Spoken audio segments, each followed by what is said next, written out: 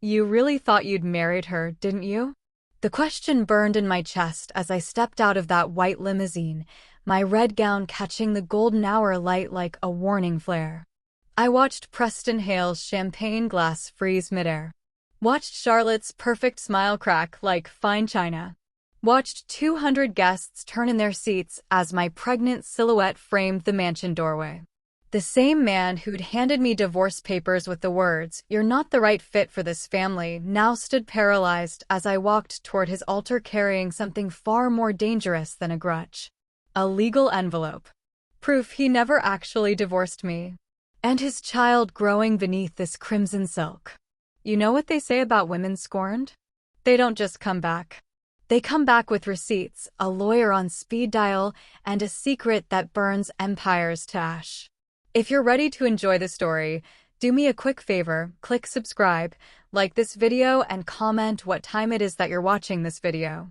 Now, let's get back to the story. Did you think I'd disappear? That's what I wanted to say as every conversation at Preston Hale's wedding reception stuttered into silence.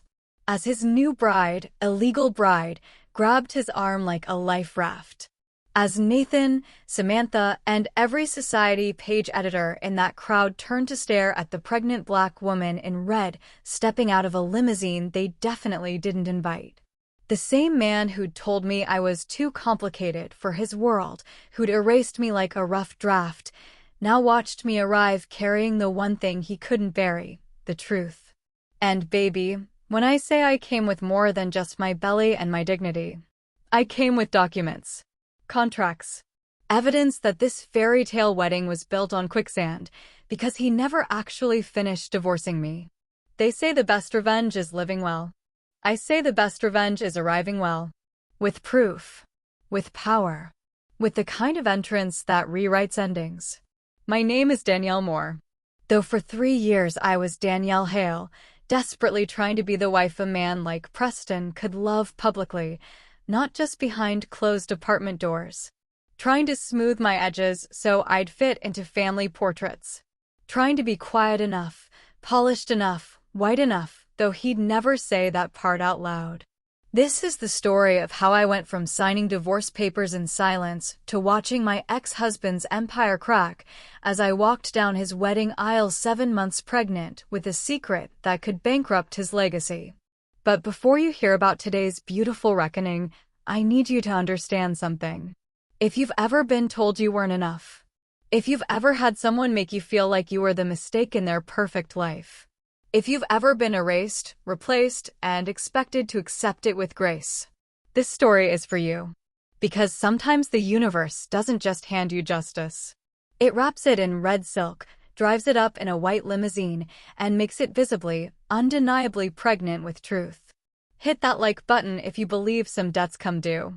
And make sure you're here for what comes next, because this story doesn't just end with a scene. It ends with a legacy. But let me start from the beginning. Back when I was 25 and naive enough to believe love could bridge the gap between South Atlanta and Manhattan penthouses. Back when I met Preston Hale at a charity gala in 2018, and he looked at me like I was the most fascinating thing in the room, not in spite of where I came from, but because of it. Or so I thought. I was working in nonprofit arts management then, fresh off a fellowship, wearing a borrowed dress and borrowed confidence. Preston was everything the magazine said. Sharp jawline, sharper suit, old money that didn't need to announce itself. He bought me champagne, asked about my work, listened like I mattered. For those first 6 months, I lived in a dream I didn't know could be mine. Preston was attentive, romantic. He'd send cars to pick me up from my apartment in Brooklyn. He'd take me to restaurants where I couldn't pronounce half the menu. He'd hold my hand across white tablecloths and talk about futures and families and how he wanted something real, not the society women his mother kept pushing at him. He made me feel like I wasn't just enough, I was everything. We got married quietly. A courthouse ceremony with just 2 witnesses. He said he didn't want the spectacle, didn't want his family's pressure, wanted it to be just us. I wore a cream dress from Nordstrom. He wore the smile I'd fallen in love with. And when he said, "I do," I believed I'd finally found my place in a world that had always felt just out of reach. I thought I'd found my person. My forever. The problem started when forever needed a public debut. See, Preston had this way of making our secret feel romantic at first. "I want you all to myself," he'd whisper over late-night dinners in obscure restaurants 40 minutes outside the city. "I don't want to share you with the circus yet." The circus being his family. His mother, Patricia Hale, whose smile could cut glass and whose approval was currency in rooms I'd only read about. His father, Richard, who'd built the Hale empire on commercial real estate and expected every woman in the family to be decorative, demure, and descended from the right bloodlines. I told myself it was sweet, this protective bubble Preston built around us. But bubbles don't protect. They just delay the inevitable pop. For 8 months, I lived in 2 worlds. In my world, the one where I was still Danielle Moore, I kept my rent-controlled Brooklyn apartment, still showed up at the nonprofit, still met my girls for Sunday brunch where they'd ask about that mystery man I kept mentioning but never produced. I'd laugh it off, say he traveled for work, change the subject. I was getting good at redirecting conversations away from the truth. In Preston's world, I was a phantom. A beautiful secret he'd visit between board meetings and family obligations. He'd text me at 11 p.m., cars outside. And I'd go. Every time. Climbing into black town cars that whisked me to his penthouse in Tribeca, where he'd pour expensive wine and make love to me like I was the only woman who'd ever mattered. "You're different, Danielle," he'd say, tracing my collarbone with his thumb. "You're real.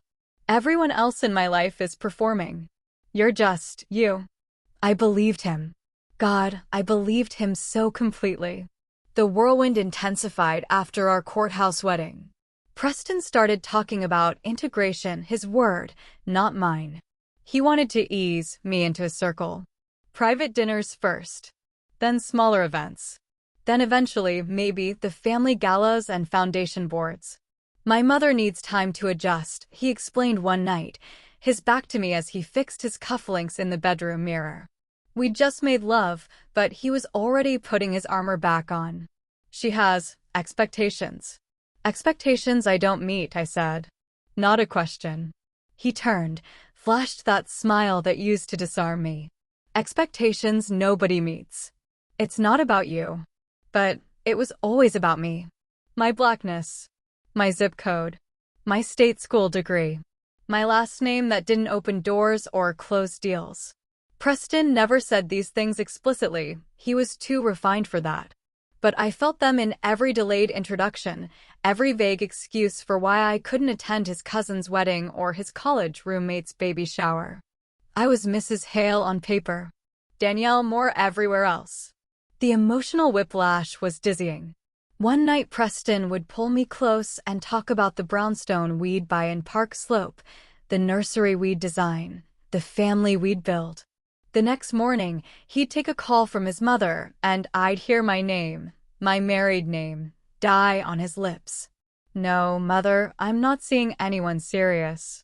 "Yes, I know about the Wellington girl. I'll think about it." I started keeping score of the small assassinations. The time he introduced me as his friend Danielle to a business associate at a restaurant. The family Christmas I spent alone in Brooklyn while he flew to their estate in the Hamptons. The Instagram photos from his mother's birthday party where I wasn't even a ghost, just an absence no one questioned. The private Hale family group chat I was never added to. But the ambition thing, that's what really started the unraveling. I'd been promoted to director at the nonprofit. A real achievement, the kind that came with a title, a raise, visibility in the arts community. I was developing a program to bring theater education to underserved schools in the Bronx. The mayor's office wanted to meet. The Times was doing a feature on emerging leaders in nonprofit arts. I was becoming somebody. Just not the kind of somebody Preston could explain to his family. "Do you have to do the interview?" he asked when I told him about the Times profile. We were in his penthouse, post-sex glow fading into something colder. "It's a major opportunity, Preston. This could secure funding for..." I just think. He stood, pulled on his pants. Visibility complicates things right now. Mother's considering me for the board position at the foundation. If there are questions about my personal life, if your name comes up in searches. I sat up, sheet clutched to my chest. If my name comes up, you know what I mean. Say it plainly, then. You're embarrassed of me. Don't be dramatic. He said it so casually, like I was overreacting to something reasonable. I'm protecting both of us. There's a timeline to these things. We have to be strategic. Strategic. That word haunted me for months. I did the interview anyway. Wore my best blazer, talked about equity and arts education, mentioned my husband exactly once. He's in real estate, very supportive. The piece ran with a beautiful photo of me at a school in the South Bronx, surrounded by kids, looking powerful and purposeful. Preston didn't congratulate me. He sent a text, "We need to talk." That conversation happened on a Tuesday night in March. I remember because it was snowing, and I'd walked to his place instead of taking the car he'd sent. Needed to feel my feet on the ground. Needed the cold to prepare me for whatever was coming. "You're making this harder than it needs to be," Preston said. He was drinking scotch. Neat. The expensive kind that tastes like smoke and regret. Making what harder? My career? My existence. My family needs to see stability. They need to see someone who understands discretion, who can move through their world without drawing attention, without needing to be the center of. Without needing to be seen, I finished. You want a wife who disappears when it's convenient. He looked at me then, really looked, and I saw it, the calculation. He was weighing me against his inheritance, his legacy, his mother's approval. And I was losing. "I love you," he said. But love isn't always enough. He told me I had grace, I would think later, standing in my apartment surrounded by hastily packed boxes. But what he really meant was silence. A woman like me was never meant to stand next to a Hale in the family portraits. The divorce papers came 6 weeks later. Delivered by courier. Clinical. Efficient. A settlement offer that felt like hush money. I signed them in my kitchen at 2 a.m., mascara running, hands shaking, heart splintering into pieces I didn't think I could gather. I took my name back. Took my dignity. Left the key to his penthouse on the counter with no note. And walked away from the man who'd loved me just enough to marry me in secret, but not enough to claim me in public. What I didn't know yet, what I wouldn't discover until 8 weeks later staring at 2 pink lines on a pregnancy test in a Brooklyn bathroom, was that I'd taken something else with me. Something that would bring me back to him in red silk and righteous fury. Something he could never erase. His heir. The end didn't announce itself with drama. It crept in on quiet feet, wearing the face of a man I thought I knew. It started with the dinners. Preston began canceling our Tuesday nights, the one standing date we'd protected like sacred ground. Client emergency, he'd text at 6 p.m. when I was already dressed, wine breathing on the counter, playlist queued. Then Thursdays started disappearing. Then Saturdays became family obligations I wasn't invited to decode. By April, I was eating alone more nights than not, staring at my phone, refreshing messages that never came with explanations, only apologies. The kind of apologies that feel like receipts. Sorry, logged, filed, forgotten. The critiques came next. Subtle at first, wrapped in concern. "That dress is a bit bold for where we're going, don't you think?" When I wore yellow to a gallery opening. "Maybe let me handle the conversation about the election. You know how my colleagues can be." Translation: your opinions are liabilities. Do you have to laugh so loud? At a dinner where I'd finally felt comfortable, finally felt like myself, only to watch him wince like I'd committed some social felony. Death by 1,000 paper cuts, each one too small to bleed over, but together? They drained me. I started shrinking, choosing neutral colors, moderating my voice, asking, "Is this okay?" before having opinions. I was performing the most exhausting role of my life. The woman Preston needed me to be to justify keeping me. But even that wasn't enough. The distance grew physical. He stopped reaching for me in bed. Stopped texting during the day. Stopped asking about my work, which had become the one place I still felt powerful, still felt seen. My program was expanding. We'd secured a grant. The mayor wanted to tour our pilot school. I was succeeding in every area except the one that mattered most, being his wife. I should have seen it coming. Looking back, the signs were billboards. But when you love someone, when you've built your life around the idea of them, you become fluent in excuses. He's stressed. He's busy. He's navigating family pressure. We'll get through this. We didn't. The documents appeared on a Tuesday morning in May. I'd stayed over at the penthouse, a rare occurrence by then. Preston had already left for an early meeting, or so the note on his pillow claimed. I was making coffee in his pristine kitchen, barefoot in his t-shirt, still trying to feel like I belonged there, when I saw them. Manila envelope. My name printed across the front in serif font. Centered. Professional. Cold. Inside, divorce papers. Already signed on his end. A yellow tab marking where I should add my signature. A settlement offer paper clipped to the front, enough money to make leaving easy, not enough to make it fair. No note. No explanation. No courtesy of a conversation. Just documents dissolving a marriage like it was a business transaction he decided wasn't yielding returns. I stood there for 20 minutes, coffee going cold in my hand, reading and rereading the same lines. Irreconcilable differences. Irretrievable breakdown. No children from this union. Legal language turning our love story into a liability sheet. He called an hour later. Not to apologize or explain, to confirm I'd received the paperwork. Preston, we need to talk about this face to face. There's nothing to discuss, Danielle. His voice was executive now.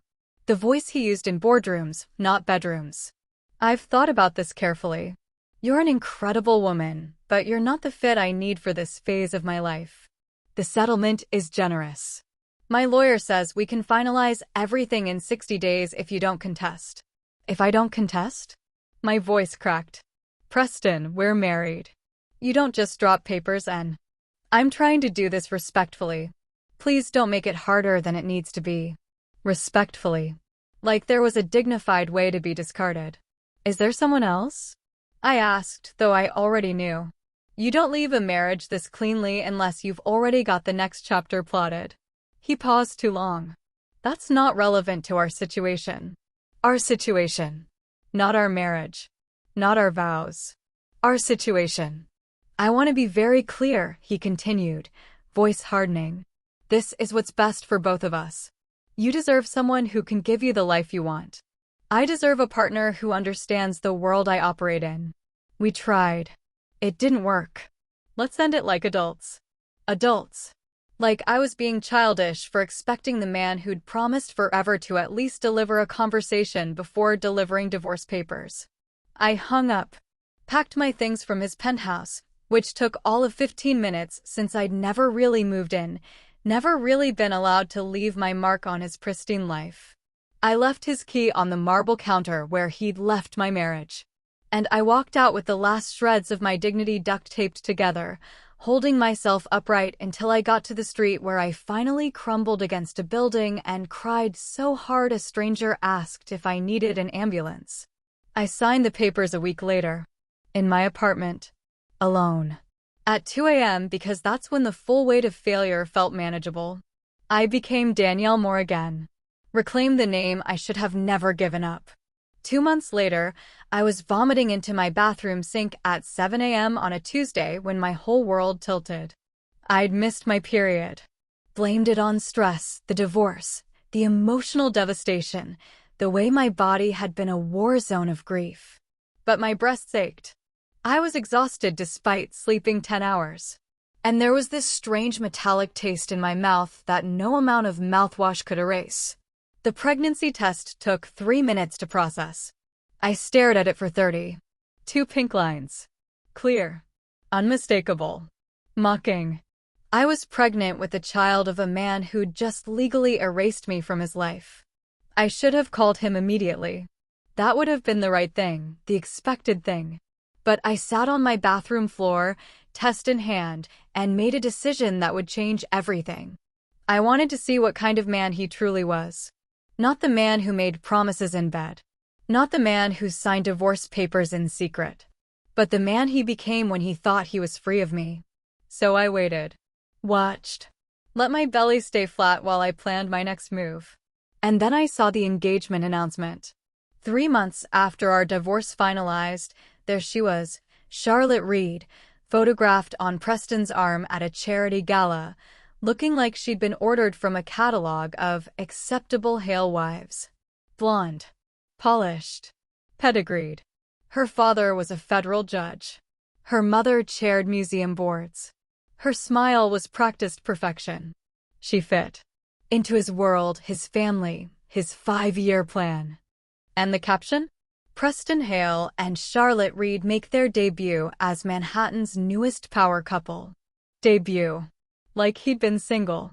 Like I'd been erased so thoroughly, the ink on our divorce papers hadn't even dried before he'd moved on to the upgrade. I laughed. Actually laughed standing in my kitchen, morning sickness churning in my stomach, staring at this woman who was everything I could never be, uncomplicated. Expected. Safe. He traded me for a better optics package, I whispered to my still flat belly. A woman who fit into his world like monogrammed stationery. But I had something more powerful than polish, more permanent than his next press photo. I had his child. His blood. His legacy growing inside a woman he'd discarded like damaged goods. And I was going to make sure he knew it when it would hurt most. When it would matter most. When the whole world was watching. The discovery came while I was organizing my life for single motherhood. 5 months pregnant, finally showing, living off savings and freelance consulting gigs, I was sorting through the filing cabinet in my apartment, the one I'd shoved everything into after leaving Preston's world. Tax documents. Lease agreements. The detritus of a marriage I was trying to forget. That's when I found it. A folder I didn't remember keeping. Cream-colored, expensive cardstock, embossed with the Hale Properties logo. Inside, documents from early in our relationship, back when Preston was courting me with more than just champagne and promises. One document in particular made my hands freeze. Investment partnership agreement, Moore/Hale joint venture. I almost dismissed it, some romantic gesture I'd forgotten, probably meaningless. But something made me read. Really read. And with each paragraph, my heart rate climbed. This wasn't a romantic gesture. This was a legal binding. 2 years into our relationship, before the courthouse wedding, Preston had convinced me to co-invest in a property development deal. Build our future together, he'd said. A brownstone renovation project in Crown Heights. He'd put in 70%. I'd scraped together 30% from my savings and a small inheritance from my grandmother. I remembered signing papers. Remembered trusting him to handle the boring legal stuff. Remembered feeling like a real adult, a real partner, investing in real estate with the man I loved. What I didn't remember, what I'd never actually read in the intoxicating haze of new love, were the clauses buried on page 7. In the event of separation, dissolution of personal partnership, or termination of cohabitation, all asset distribution shall be subject to mandatory mediation and equitable division protocols as outlined in Section 12(c). Neither party may unilaterally withdraw, transfer, or liquidate joint holdings without written consent of both signatories. This agreement supersedes any subsequent personal arrangements and remains binding until all terms herein are satisfied and formally dissolved by mutual written consent. I read it 3 times. Then I read it again. Preston had divorced me, but he never dissolved our business partnership. The property had been renovated, sold, profits rolled into another investment, then another. The venture had grown. And according to these documents, I was still legally bound to him in ways that made our divorce complicated, incomplete. My hands shook as I pulled out my phone. I needed a lawyer. Not the divorce attorney I'd used, someone who specialized in contracts, real estate, the kind of legal warfare Preston's world ran on. I found her through a former colleague, Miranda Chen, a partner at a mid-sized firm known for taking on corporate giants and winning. She had a corner office in Midtown and a reputation for being ruthless in designer heels. "Tell me everything," she said when I arrived at her office the next morning, documents spread across her mahogany desk. I did. The whirlwind romance. The secret marriage. The divorce. The pregnancy Preston didn't know about. And this contract I'd signed in love and ignorance. Miranda read in silence, her expression shifting from professional neutrality to something sharper. "Interested?" "Ms. Moore," she said finally, removing her reading glasses, "did Preston's divorce attorney ever mention this investment partnership?" "No, never came up." "Did yours?" I felt my stomach sink. I didn't know to mention it. I thought it was just an old investment that had ended." Miranda smiled. Not kindly, hungrily. "It didn't end. According to this, it can't end without mutual written dissolution. And according to New York contract law, this agreement creates an ongoing fiduciary relationship that directly impacts your divorce settlement. He owed you full financial disclosure. He owed you mediation. He owed you equity division." "What are you saying?" "I'm saying your divorce might be legally finalized, but your financial entanglement isn't. And if he's entered into a new marriage without resolving this," she tapped the document, "every asset he's touched since signing this, including any commingling of funds with his new wife, is potentially subject to your claim." The room tilted. "How much are we talking about?" I asked. Miranda pulled up her laptop, started typing. "The original investment was what, $50,000 combined? Around that. And it's been rolling over, growing, reinvesting for 5 years?" More typing. "Based on the Crown Heights market trajectory and typical Hale Properties returns, conservatively, you're looking at a stake worth anywhere from $800,000 to $1.2 million. I couldn't breathe. "But here's the bigger issue," Miranda continued, leaning forward. "Preston Hale just got engaged. I saw the announcement. If he marries Charlotte Reed without resolving this agreement, without properly disclosing this ongoing financial obligation, he's potentially committing fraud. Against you. Against her. Against any prenuptial agreements they've signed. Can we prove he knew?" I asked. "He signed it. He executed it. Ignorance isn't a defense." She paused. "The question is, what do you want to do with this information?" I looked down at my belly, visible now beneath my sweater. Looked at the documents that proved Preston hadn't just abandoned me, he'd been careless. Arrogant. So confident in his world of privilege and power that he'd forgotten to clean up his messes. He'd built a castle and forgotten to patch the cracks. "I don't want just money," I said slowly. "I want exposure. I want him to face what he did. I want the world that celebrated him and erased me to see the truth." Miranda's smile sharpened. "Then we need to be strategic. Quiet negotiations get you a check. Public revelation gets you justice. But it also gets messy." "I'm already pregnant and divorced and erased from his history," I said. "Messy is my address now. When's the wedding?" I pulled up the engagement announcement on my phone. The date was listed in the caption, "Society page publicity disguised as news. August 14th. For months from now." Miranda nodded slowly, her mind already working angles I couldn't yet see. "That gives us time. We'll need to document everything, build an airtight case, and decide on timing. If you want maximum impact." "I want to walk into that wedding," I interrupted. "I want him to see me. Pregnant. Powerful. With proof that his perfect new life is built on quicksand." "That's not a legal strategy," Miranda warned. "No," I agreed. "It's poetic justice." She studied me for a long moment. Then she extended her hand across the desk. "Let's get to work." Over the next 3 months, Miranda and I built a case that would make law review journals jealous. We traced every dollar, documented every reinvestment, proved the ongoing nature of our business partnership. We found emails Preston had sent his accountant referencing the Moore investment after our divorce. We discovered he'd used our joint venture as collateral for another deal. He hadn't just forgotten about me. He'd actively continued profiting from our partnership while pretending I didn't exist. And the pregnancy?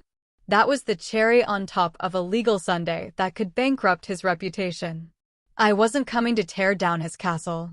I was coming to let the cracks speak for themselves. Every document I'd ignored in love. Every clause I'd signed in trust. Every promise he'd broken thinking I'd disappear quietly. They were all speaking now. And they were screaming his name. By June, I had everything I needed: legal standing, financial proof, and a belly swollen with the heir he'd never know he'd abandoned until it was too late. Miranda filed preliminary paperwork, not enough to alert Preston, just enough to timestamp our claim, to create legal record. Insurance. You still have time to settle this privately, she reminded me one afternoon in her office. One phone call, we negotiate, you walk away with a check and an NDA. I shook my head, touching my belly where the baby kicked. He gave me divorce papers without a conversation. He erased me without a second thought. He's building a new life without addressing the old one. I looked up at Miranda. I'm giving him the same courtesy he gave me, none. When do you want to do this? She asked. I smiled. At the wedding. The invitation arrived on a Tuesday in late July, delivered in a cream envelope so thick it felt like a threat. I was 7 months pregnant by then, living in a strange liminal space between the woman I'd been and whoever I was becoming. My apartment had transformed into a war room, legal documents organized in color-coded folders, Miranda's number on speed dial, a growing belly that made every movement feel symbolic. I saw the Hale family crest embossed on the envelope and almost threw it away. Almost. But curiosity, or maybe fate, made me open it. Mr. Preston Hale and Miss Charlotte Reed request the honor of your presence at their wedding celebration. The honor. The audacity was almost artistic. Saturday, August 14th, 2021. 4:00 in the afternoon. The Hale Estate, East Hampton. Ms. Danielle Moore. Not Mrs. Hale. Not even Danielle Moore Hale. Just Ms. Danielle Moore, my maiden name printed in elegant calligraphy, like I'd never been anything else. Like 3 years of marriage could be erased with proper typography. The nerve of it burned my throat. I held that invitation for 20 minutes, reading and rereading, trying to understand the psychology. Was this Patricia Hale's doing, some twisted power play to show me how thoroughly I'd been replaced? Was it Preston's guilt manifesting as performative civility? Or was it Charlotte, the new bride, so confident in her position she could afford to be magnanimous? Whatever the reason, they'd made a critical miscalculation. They thought the invitation would hurt me, remind me of my place, outside their world, looking in. They didn't realize they'd just handed me an engraved entry into the moment I'd been planning for months. I called Miranda immediately. They invited me to the wedding, I said, voice steady despite the adrenaline flooding my system. A pause. Then, Jesus. The arrogance. Or the opportunity. Another pause. Longer this time. I could hear her legal mind calculating risks, consequences, precedents. Danielle, she said carefully, showing up pregnant to your ex-husband's wedding isn't a legal strategy. It's theater, I finished. I know. But sometimes theater is more powerful than paperwork. We can serve him with documents Monday morning. File the claim. Let the courts handle. No. The word came out harder than I intended. He handled our divorce through lawyers and documents. Made it clean. Professional. Sterile. Like I was a contract he could terminate without consequences. I looked down at my belly, where my son, yes, a son, the ultrasound had confirmed, was rolling and kicking. I'm not serving him papers. I'm serving him truth. In front of everyone who watched him erase me. in front of the society page that called Charlotte Manhattan's newest treasure, without mentioning the woman he buried to make room for her. Miranda was quiet for a long moment. "You understand what you're doing?" she finally asked.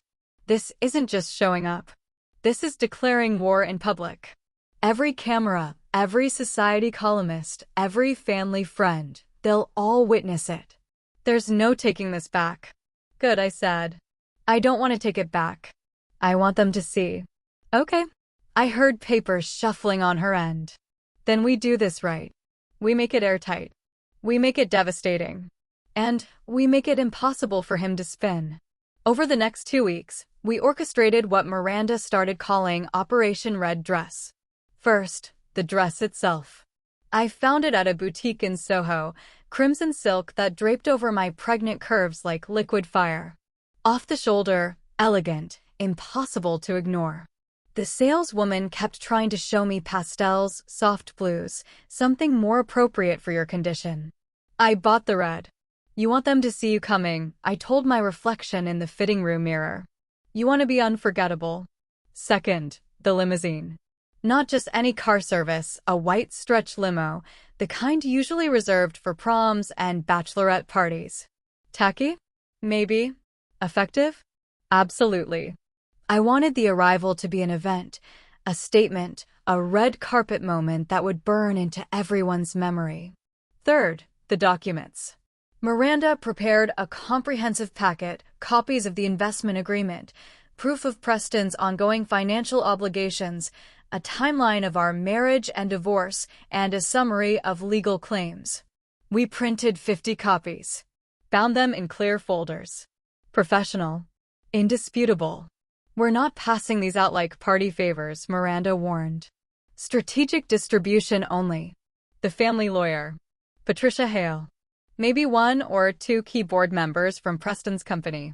People who can't ignore what they've seen. "And the media?" I asked. She looked at me over her glasses. "That's where it gets interesting." Fourth, the journalist. Miranda had a contact, Rachel Winters, an investigative reporter for a digital publication that had been building a reputation for taking down powerful men.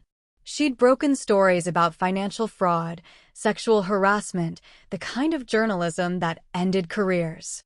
I met her at a coffee shop in Brooklyn on a sweltering August afternoon. "Tell me why I should care about a society wedding," Rachel said, notebook open, pen ready. So I told her. Not the emotional story, she didn't need my tears. The factual one. The business partnership Preston never dissolved. The financial obligations he'd hidden from his new fiancée. The pattern of powerful men discarding women when they became inconvenient, then rebuilding empires on buried bodies. "And you're pregnant," Rachel said, eyes sharp. 7 months. His. Confirmed with prenatal paternity testing. DNA doesn't lie. She leaned back, studying me. "You understand what happens if we publish this? Your life becomes public. Your name, your face, your story, it all becomes searchable, shareable, permanent." "My story's already been written by everyone else," I said. "Preston wrote it. His family wrote it. Society pages wrote it. Every version erases me or makes me small. This time I write it." Rachel smiled. "When's the wedding?" "August 14th. 4 o'clock. I'll be there. With a photographer." They thought I'd stay quiet. That's what Preston counted on. What his mother expected. What Charlotte, the officiant, cleared his throat. I'm sorry, miss, but this is a private." "My name," I said, voice carrying across the garden with the clarity of someone who'd rehearsed this moment 1,000 times in her head, "is Danielle Moore." Gasps. Actual, audible gasps from the crowd. Though for 3 years, I was Danielle Hale. I turned slightly, addressing the audience now, not just the couple. Preston's first wife. The one you probably didn't know existed. Preston found his voice. "Danielle, what the hell are you?" "I'm pregnant," I continued, smooth and calm, cutting through his bluster like a knife through fondant. I placed both hands on my belly, framing it, making it impossible to ignore. 7 months. It's a boy, in case anyone's wondering. Your son, Preston. Charlotte made a sound half sob, half gasp. She stumbled backward. Nathan Cole, the best man, caught her elbow.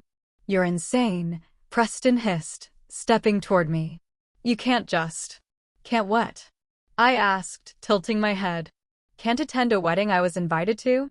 I pulled the cream envelope from my clutch, held it up. Ms. Danielle Moore. Your mother's calligraphy, I believe. Beautiful work. Patricia Hale's face went crimson. Can't reveal that I'm carrying your child? The one conceived before you so elegantly divorced me and moved on to, I gestured to Charlotte, more suitable options. Security, Preston barked. Someone call. Or maybe, I spoke louder now, projecting, I can't reveal that you never actually finished divorcing me. Not legally. Not completely. The garden went silent. Even the breeze seemed to pause. I reached into my clutch again. Pulled out the document. Let it unfold in my hands like a declaration of war written in legalese. Investment Partnership Agreement. Moore/Hale Joint Venture. Signed 5 years ago. Still active. Still binding. I looked at Preston, then at Charlotte. Funny thing about contracts, they don't dissolve just because you want them to. They require mutual consent. Proper legal dissolution. Things you apparently forgot to handle before remarrying. That's bullshit, Preston said, but his voice wavered. Page 7, Section 12C, I continued. Any separation requires mandatory mediation and equitable division. Neither party can unilaterally withdraw. Your divorce attorney never addressed this. Because you never told them about it. I paused. Which means every asset you've touched since our divorce, including, I'd imagine, whatever prenup you signed with Charlotte, is compromised. Charlotte turned to Preston. What is she talking about? It's nothing, he said quickly. I'm telling the truth, I said. Something you've apparently struggled with. I took a step closer to Preston, close enough that only the three of us could hear my next words. You threw divorce papers at me and called me defective. Said I wasn't the right fit. Made me feel like I was the failure in our marriage. My voice dropped lower, colder. Then you got engaged 3 months later. 3 months, Preston. Like I was just a rough draft you erased on your way to the final copy. His jaw clenched. Danielle, I'm not finished. I stepped back, raising my voice again for the crowd. This isn't an interruption. It's a continuation. Because your story never really started, Preston, not until you faced the truth. I turned to the guests now, these arbiters of society who'd probably already written me off as crazy, scorned, dramatic. I know what you're thinking, I said. Bitter ex-wife. Jealous. Unstable. Making a scene. I smiled. But I brought receipts. I pulled out a slim folder. Held it up. Copies of the investment agreement. Proof of Preston's ongoing financial obligations to me. Timeline of our marriage, divorce, and his remarkably quick engagement. DNA confirmation that this, I touched my belly, is his son. And documentation that the perfect groom you just watched kiss his bride never properly severed his legal ties to his first wife. The whispers erupted. Charlotte was crying now, mascara tracking down her perfect makeup. Preston looked like he was calculating exits, options, damage control. Nathan stepped forward. Maybe we should take this somewhere private. Why? I asked. Preston made our divorce public by dating openly 3 months later. He made his engagement a society page announcement. Why should the truth be private? Because you're destroying people's lives, Nathan said. No, I corrected. I'm revealing what was already destroyed. Preston just hit it better. I turned back to Preston one final time. You wanted to move on. You did. You built this beautiful new life with this beautiful new wife and this beautiful celebration. I gestured to the garden, the flowers, the frozen guests. But you built it on a foundation that was never stable. You thought you could erase me, bury the past, start fresh. I took a breath. But I'm not erasable, Preston. I'm the mother of your son. I'm your business partner you never divorced. I'm the truth you tried to bury that just climbed out of the ground wearing red. I stepped back, addressed the crowd one final time. Enjoy your reception. Then I turned and walked back down that aisle, past gasping guests and raised phones and Patricia Hale's murderous stare, toward the limousine that waited like a getaway car. Behind me, I heard Charlotte's voice. Preston, what the hell is happening? I heard chairs scraping, voices rising. The beautiful collapse of a perfect day. And I smiled. Because the earth hadn't just shifted under their feet. It had opened up completely. I made it 6 steps back down the aisle before Preston's hand clamped around my wrist. Don't you fucking dare walk away, he hissed, his executive composure shattered into something raw and desperate. Not after that. I stopped, turned slowly. Let him see my face calm where his was chaos, controlled where his was crumbling. Let go of me, I said quietly. Behind us, the garden had erupted. Charlotte was sobbing, her veil torn off, being comforted by bridesmaids who kept glancing at me like I was a bomb that might detonate again. Samantha Boyd had her phone pressed to her ear, whispering frantically, calling a lawyer, probably, or a publicist, someone who could spin this catastrophe into something manageable. Guests were standing now, clusters forming, voices rising. Patricia Hale was shouting at the officiant. The photographer looked paralyzed, camera hanging uselessly at his side. Nathan Cole stood frozen at the altar, caught between his loyalty to Preston and the dawning realization that he just witnessed something his best man could never recover from. Preston's grip tightened. You planned this. You fucking planned this. Yes, I said simply. Just like you planned leaving me. Except I had the courtesy to show up in person. We need to talk. Privately. Now. I looked at his hand on my wrist. Then at his face, red with rage and something else. Fear, maybe. The fear of a man watching his carefully constructed world collapse in real time. Fine, I said. You have 5 minutes. He practically dragged me toward the house, away from the garden carnage, into a side entrance that led to what looked like a library. Mahogany shelves. Leather chairs. The smell of old money and older secrets. The moment the door closed, Preston unleashed. What the hell was that? Are you insane? Do you have any idea what you just did? I told the truth, I said, crossing to a chair but not sitting. Standing felt more powerful.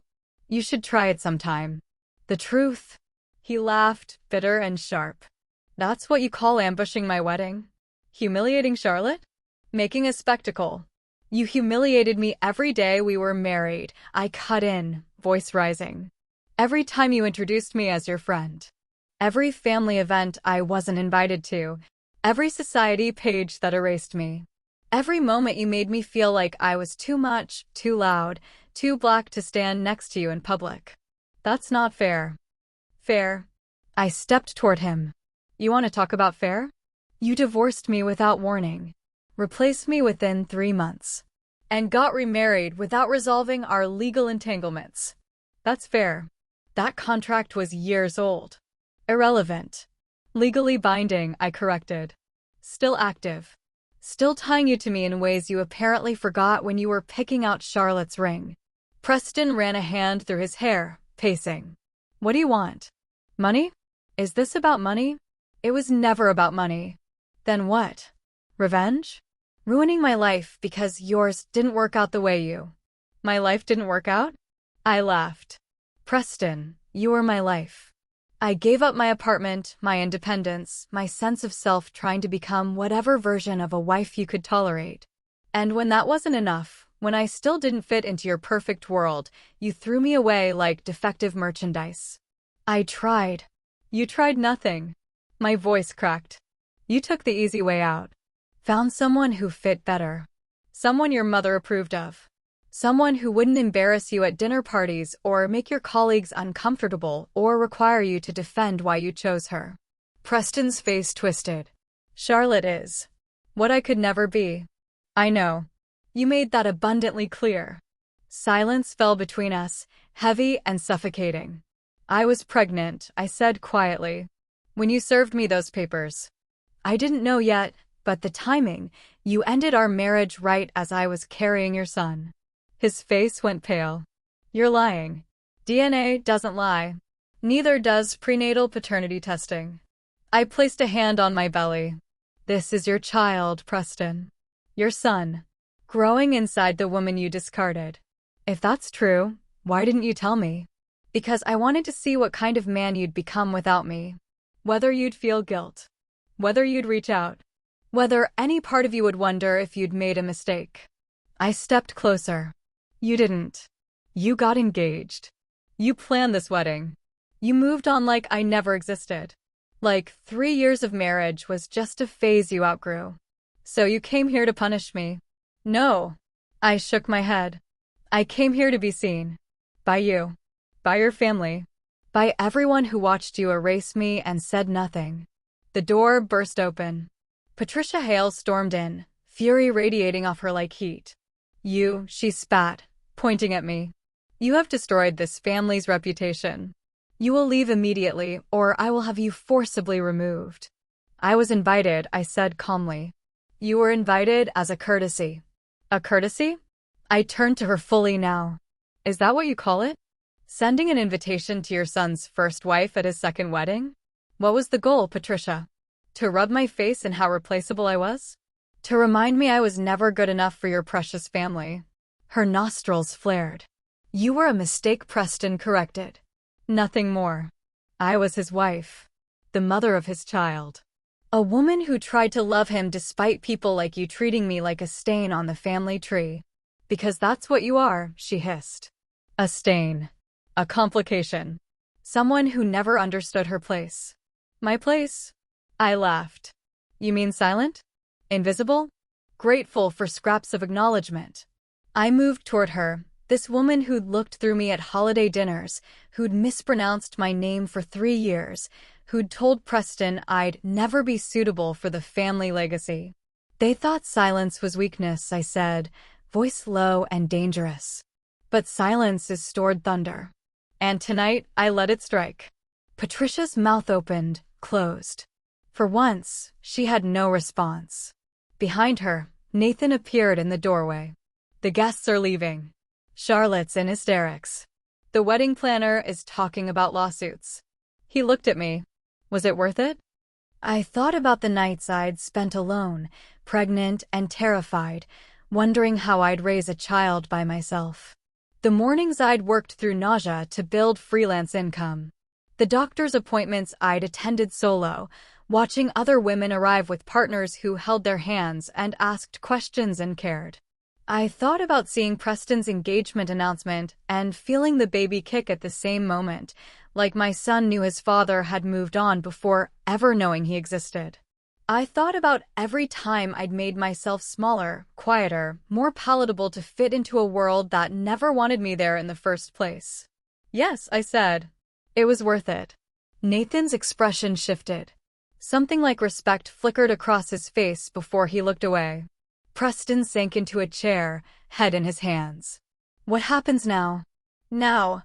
I moved toward the door. Now you deal with the consequences. The legal entanglements you ignored. The child you didn't know about. The wife you married under false pretenses. The society that just watched you get exposed. I paused at the threshold. I spent 2 years rebuilding myself from the wreckage you left. Learning to be strong enough for 2. Learning that my silence only protected you, never me. I looked back at him one last time. You climbed higher off my silence, Preston. Built your empire. Secured your legacy. Found your perfect bride. All because I disappeared quietly when you asked me to. I smiled. I'm done being quiet. I walked out of that library, past Patricia's frozen fury, past Nathan's conflicted loyalty, past the whispers and stares and phone cameras capturing every moment. Outside, the white limousine waited. Rachel Winters stood nearby with her photographer, both of them documenting everything. I climbed into the car. The door closed. The engine started. And as we pulled away from the Hale estate, from the scattered rose petals and abandoned champagne and shattered illusion of perfection, I placed my hand on my belly. Your father just learned you exist, I whispered to my son. In the worst way possible. But he needed to know. They all needed to know. Thunder doesn't apologize for striking. It just reminds you it was always there. Waiting. The limousine hadn't even left the property when my phone started buzzing. Miranda, you're trending on Twitter. #HaleWedding. Videos everywhere. I looked out the tinted window. The estate gates were still visible, and beyond them, news vans were already gathering like vultures sensing blood. Satellite dishes extending. Reporters checking cameras. The machine was already turning. Stop the car, I said. The driver's eyes met mine in the rearview mirror. Ma'am? Stop. I'm not leaving yet. Because I realized something in that moment. Running away now would look like retreat. Like I'd dropped my bomb and fled. Like I was afraid of the aftermath. I wasn't afraid. Not anymore. I stepped out of the limousine just as the first guests began trickling toward the parking area, shell-shocked, clutching pearls literally and figuratively, whispering behind manicured hands. They froze when they saw me standing there, backlit by the setting sun, red dress catching the golden hour like a warning signal. Rachel Winters appeared at my elbow. You okay? Better than okay, I said. I need you to document what happens next. Behind us, chaos was metastasizing. Through the garden entrance, I could see the wedding party dissolving. Charlotte was being led away by bridesmaids, her cathedral train dragging through grass and dirt. Samantha Boyd was still on her phone, gesturing frantically. Nathan stood near the altar looking lost, like the script he'd been following had spontaneously combusted. Then Richard Hale emerged, Preston's father, the patriarch, the man who'd built the empire his son now managed. 72 years old, silver hair, suit that cost more than my first car. He moved with the kind of authority that came from never being told no. He spotted me, marched directly toward me. You, he said, voice like gravel and old money. What is the meaning of this circus? Your son didn't tell you? I asked calmly. About our marriage? Our unresolved business partnership? The child I'm carrying. His jaw clenched. Preston's personal matters are affecting your family's reputation right now, I finished. Every phone in that garden caught what just happened. By tomorrow morning, the Hale name will be attached to words like fraud, bigamy, and scandal. You're blackmailing us. I'm correcting the record. I pulled out my phone, opened it to the legal documents Miranda had sent. Investment partnership agreement. Still active. Still binding Preston to me financially. Never disclosed to Charlotte. Never resolved before he remarried. Richard's face darkened. You want money. Everyone like you wants. I want my son to know his father, I cut in. I want the truth acknowledged. I want 3 years of my life to stop being erased like they never happened. Name your price. There isn't one. He blinked. Clearly, this wasn't a response he'd prepared for. Everyone has a price, he said. I don't. Because I'm not here to negotiate silence. I'm here to end it. A black Mercedes pulled up. The passenger door opened and out stepped a woman in her 60s, tasteful suit, leather briefcase. She had the look of someone who'd seen everything and believed nothing. Mr. Hale, she said crisply. I'm Catherine Brennan, family attorney. I believe we need to speak with Ms. Moore. Richard shot me a look that could melt steel. Fine. Inside. They led me to a study different from the library where I'd confronted Preston. This one was all business. Conference table, legal pads, the smell of leather and litigation. Catherine sat across from me. Richard stood, too agitated to sit. Preston entered last, looking like he'd aged 5 years in 30 minutes. Let's be clear, Catherine began, opening a folder. What you did today constitutes the truth, I said, which you can verify with these. I slid my own folder across the table, the one Miranda and I had prepared. Investment agreement. Proof of ongoing financial obligation. Timeline of marriage and divorce. DNA confirmation of paternity. All notarized. All legally sound. Catherine read in silence. Her expression never changed, but I saw her pen move faster, underlining, asterisking, flagging passages that clearly concerned her. This is. She looked up at Preston. You never disclosed this partnership during your divorce proceedings. It was irrelevant. It's completely relevant, she snapped. This creates an ongoing fiduciary relationship that should have been addressed. And if you've commingled any of these assets with marital funds or new investments. She trailed off, shaking her head. What's the exposure? Richard demanded.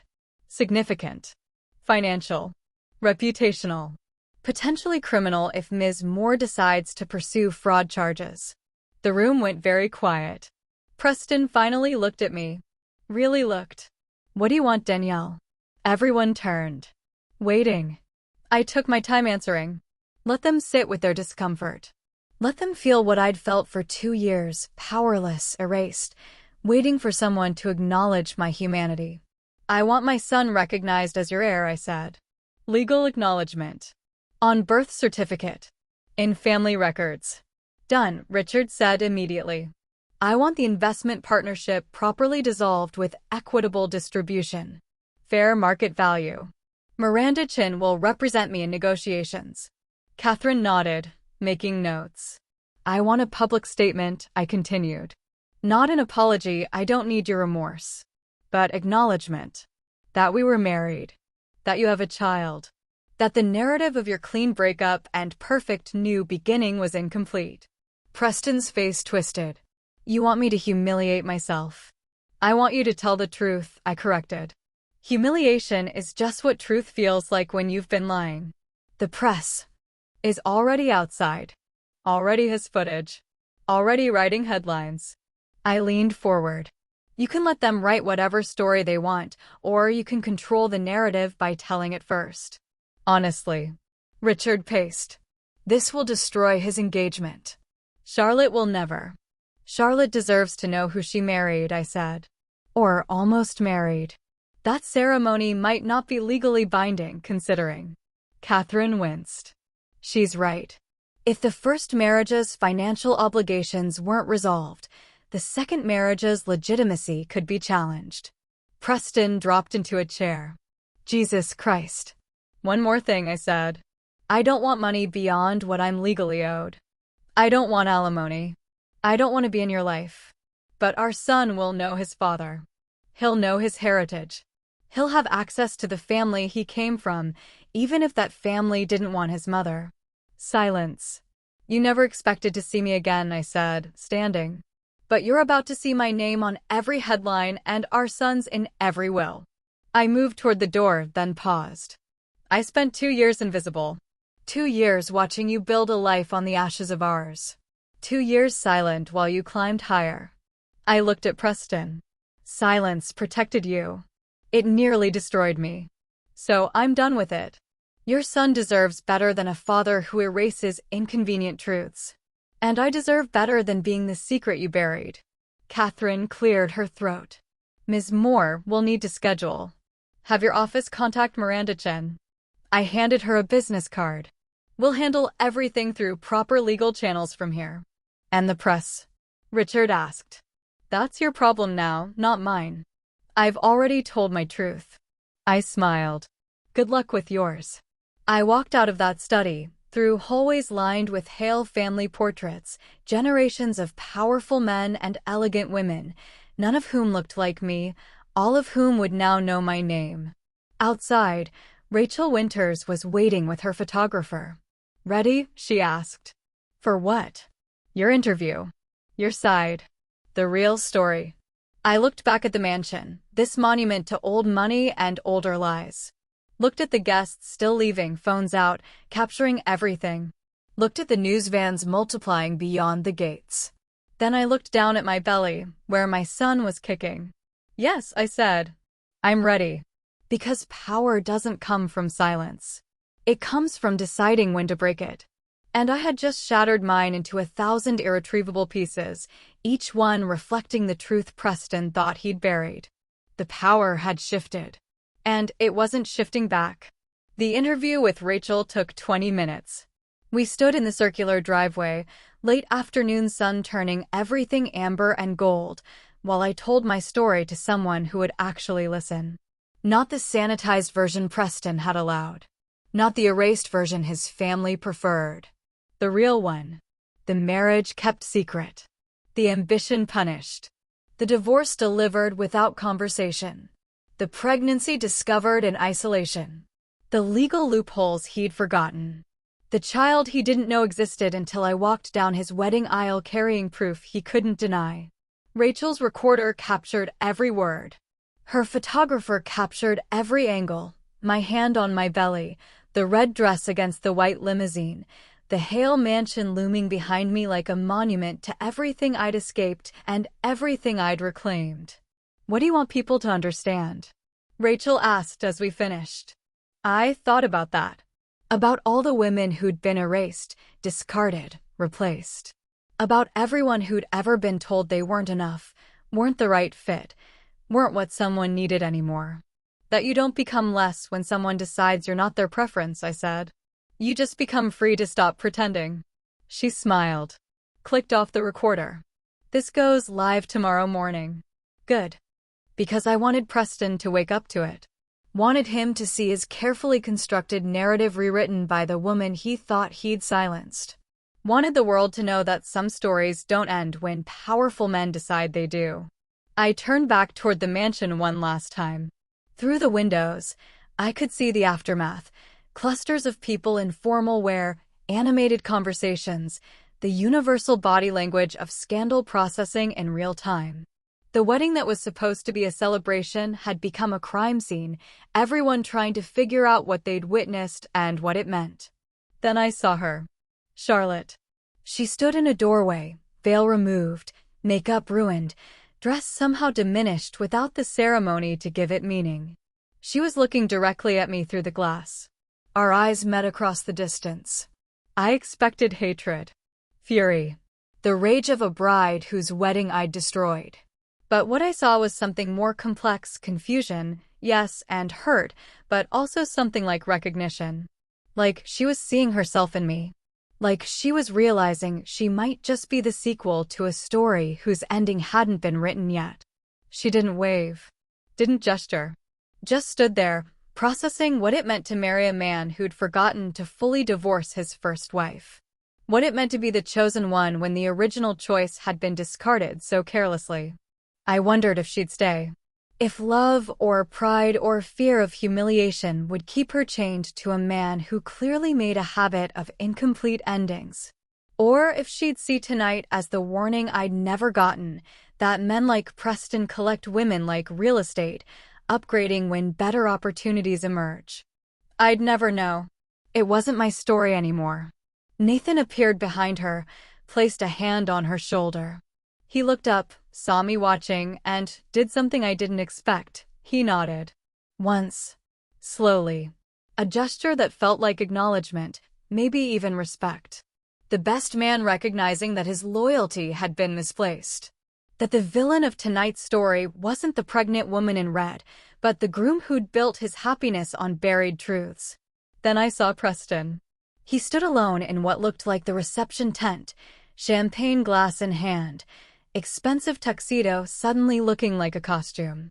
The illusion was cracking all around him, in every whispered conversation, every early departure, every phone screen glowing with breaking news notifications. He looked up. Our eyes met one final time. I didn't smile. Didn't gloat. Just held his gaze long enough to make sure he understood. This wasn't an ending. This was a reckoning. Then I turned away. The limousine door opened. I climbed in, red dress pooling around me like liquid fire, belly prominent and powerful. The leather seat welcomed me back, same car, same departure, but everything different. I wasn't arriving anymore. I was leaving. But not broken. Not bitter. Not defeated. Reborn. The driver glanced back. Where to, ma'am? Brooklyn, I said. Home. Because that's what my small apartment was now, not a consolation prize or a downgrade, but home. The place I'd rebuilt myself. The place where I'd learned to be enough without someone telling me I wasn't. As we pulled away from the Hale estate, I watched it recede through the rear window, the mansion shrinking, the guests scattering, the fairy tale dissolving into the reality of consequences. My phone buzzed. Messages flooding in. Miranda, call me. We need to talk strategy. My best friend Keisha. Girl. I just saw the videos. Are you okay? Unknown numbers requesting interviews, comments, statements. I turned the phone face down. There would be time for all of that tomorrow. Tonight, I just needed to breathe. I placed both hands on my belly, felt my son moving beneath my palms. Active tonight, like he knew something important had happened. We did it, I whispered to him. We told the truth. Your truth. My truth. The truth your father tried to bury. The city rose around us as we drove, Brooklyn emerging from the suburbs, brownstones replacing estates, corner stores replacing country clubs. My world. The one I'd never really left, even when I'd tried to fit into his. I thought about everything that had led to this moment. The girl from South Atlanta who'd believed love could bridge impossible distances. The wife who'd made herself small enough to fit through narrow doors. The woman who'd been discarded and had discovered that rejection could be liberation. The mother who'd grown a new life while grieving an old one. I thought about Preston, standing in his empty reception tent, watching his perfect day crater. Part of me, the part that had loved him once, felt almost sorry. Almost. But mostly, I felt free. The past didn't come back to haunt you, Preston, I said aloud, though he'd never hear it. It came back to remind you, you don't erase a woman like me. You highlight her. You reckon with her. You learn the cost of forgetting the wrong one. The limousine stopped at a red light. Through the window, I saw my reflection in a storefront, pregnant silhouette wrapped in crimson, strong and certain and alive. I looked powerful. Not because I'd destroyed his wedding, though I had. Not because I'd exposed his lies, though I had. But because I'd finally stepped into the space I'd always deserved, visible, undeniable mine. The light turned green. We moved forward. Toward my apartment. Toward my future. Toward single motherhood and legal battles and headlines I'd learned to navigate. But also toward freedom. The freedom that comes from refusing to be erased. From trusting that your story matters even when someone else tries to edit you out. From understanding that sometimes the biggest act of love is loving yourself enough to demand truth. My son kicked again, stronger this time. Your name is going to be in headlines, I told him. In wills. In family trees that never wanted your mother. You're going to grow up knowing your father, even if your father didn't plan on knowing you. I smiled. And you're going to know your mother was strong enough to claim your place in a world that tried to deny it. The Brooklyn streets welcomed me home, familiar brownstones, bodega lights, the soundtrack of car horns and music and life that never stops. This was my kingdom. Not marble floors and society pages, but subway tile and Sunday brunches and work that mattered. The limousine stopped in front of my building. This is me, I said. The driver came around, opened my door. I stepped out, red dress against brick building, white limousine against everyday street, the juxtaposition perfect. A neighbor was outside, smoking. She stared. Danielle? Girl, what? Long story, I said. Tell you tomorrow. I walked up the steps to my building, unlocked the door, climbed the stairs to my third-floor apartment. The same stairs I'd climbed pregnant and alone for months. The same door I'd unlocked crying after signing divorce papers. But tonight, I unlocked it powerful. Inside, everything was exactly as I'd left it, small, cluttered, mine. No marble countertops or floor-to-ceiling windows. Just home. I kicked off my heels, sank onto my couch, and finally let myself feel everything I'd held back all day: adrenaline crash, exhaustion, relief, triumph. Fear, joy, all of it washing over me in waves. My phone buzzed again. I picked it up. A text from an unknown number. You were magnificent. Nathan. I smiled. Set the phone down. Placed my hands on my belly one more time.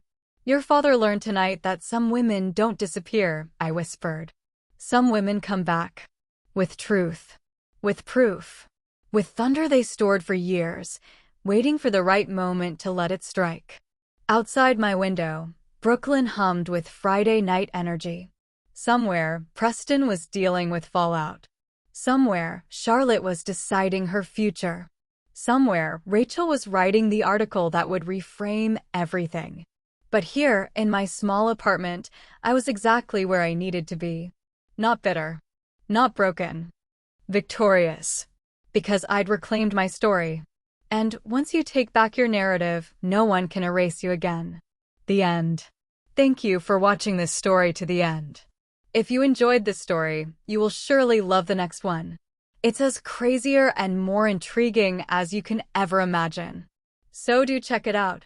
Click on the image showing on your screen right now to watch the next one. Don't forget to subscribe. And I'll see you in the next one. Bye for now.